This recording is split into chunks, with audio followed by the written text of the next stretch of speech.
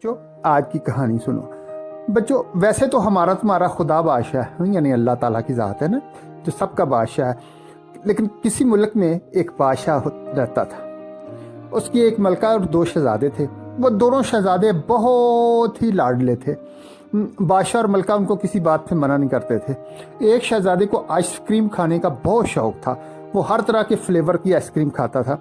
और दूसरे शहजादे को टॉफ़ियाँ, चॉकलेट और इस तरह की चीज़ें खाने का बहुत शौक़ था।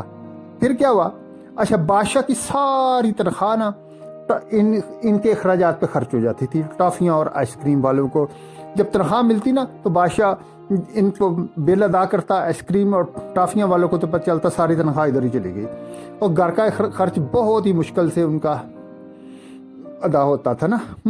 बादशाह परेशान था, मलका भी परेशान थी, लेकिन शहजादों को मना नहीं करते थे। लाडले बच्चे थे, हर एक को अपने बच्चे बड़े प्यारे होते हैं। अब ना एक दिन मलका और बादशाह रात को बैठे आपस में गुफ्तगू कर लेंगे कि अब घर का खर्च कैसे कम किया जाए ताकि गुजारा हो जाए। तो मलका ने कहा आप वजीर ख़जाना से कहें तनख्वाह बढ़ा दे। बादशाह ने कहा वो तो कहता है कि साल से पहले मैं जून से पहले तनख्वाह नहीं बढ़ा सकता किसी की भी। तो मलका ने कहा, बादशाह ने कहा ऐसा करते हैं, मैं मालिक मकान के पास जाता हूँ, उससे कहता हूँ घर का किराया कुछ कम कर दे। फिर खुद ही ने कहा कि मालिक मकान तो किराया बढ़ाने का कह रहा है, वो कम कैसे करेगा।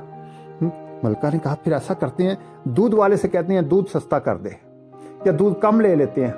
बादशाह ने कहा कि मलका खुद सोचो, आधा किलो दूध तो हम लेते हैं जिसमें हमारी 2 टाइम की चाय बनती है, इससे क्या कम करें। अब सोचने लगे, सोचते सोचते बादशाह ने कहा कि हमारा जो वज़ीर है ना, वज़ीर आज़म, बहुत ही काबिल आदमी है, वो बड़े बड़े अच्छे काम उसने किए हैं, चलो उसको बुलाते हैं, वो कोई मशवरा देगा।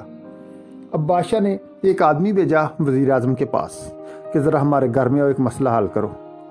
अब वज़ीर आज़म था, वो कई महीनों से ना दरबार में नहीं गया था, ना कोई ड्यूटी दी थी उसने, ना कोई काम किया था। वो सारा दिन ना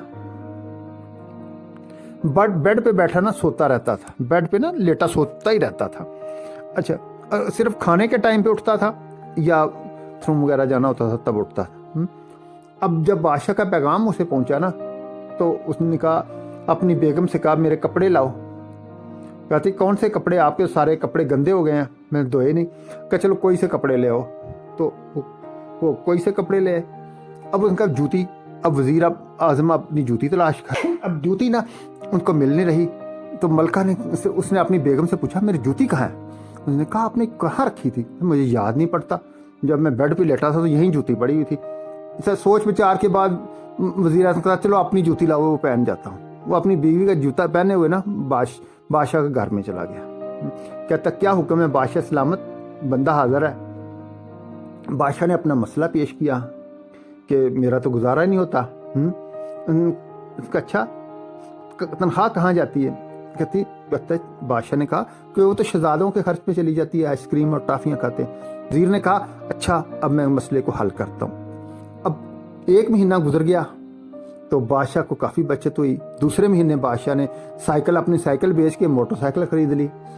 फिर आहिस्ता आहिस्ता उसके घर का फर्नीचर भी आ गया, सब कुछ हो गया।